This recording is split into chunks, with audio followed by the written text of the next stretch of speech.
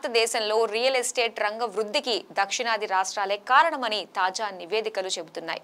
అందులోనూ హైదరాబాద్, బెంగళూరు, చెన్నై నగరాలు Indian real estate రంగానికి ఎంతో ఊతమిస్తున్నాయి. బెంగళూరు, చెన్నై, హైదరాబాద్ మెట్రో నగరాలు దేశీయ రియాలిటీ రంగంలో కీలక పాత్ర పోషిస్తున్నాయని CBRE CII రూపొందించిన సంయుక్త నివేదిక తెలిపింది.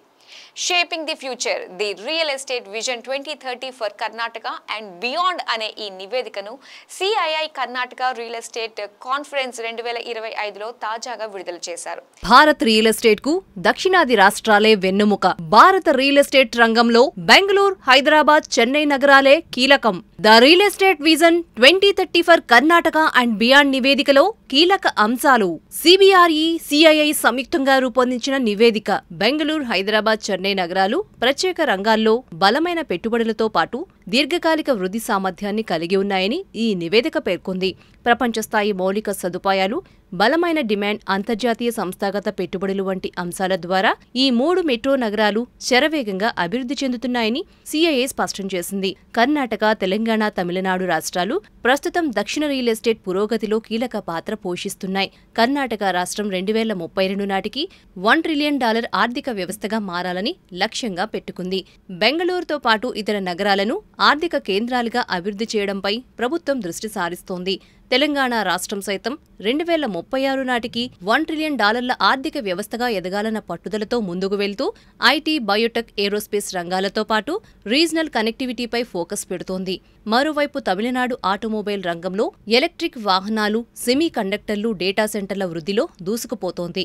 కర్ణాటక, తెలంగాణ, తమిళనాడు రాష్ట్రాల్లోని 3 ప్రధానమైన మెట్రో నగరాలతో పాటు టైర్ 2 నగరాల సామర్థ్యాన్ని కూడా హైలైట్ చేస్తూ నివేదికలో మైసూర్, కోయంబత్తూర్, విశాఖపట్నం, కొచ్చిన్ వంటి నగరాలలో పెరుగుతున్న మౌలిక సదుపాయాలు మరియు ప్రభుత్వ విధానాల ద్వారా కొత్త అవకాశాలు రూపుదిద్దుకుంటున్నాయని CII నివేదిక పేర్కొంది.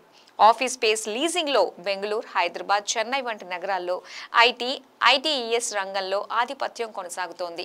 అంతర్జాతీయ, జాతీయ సంస్థలు, కంపెనీల డిమాండ్తో ఆఫీస్ స్పేస్ రంగంలో అభివృద్ధి వేగంగా జరుగుతోంది.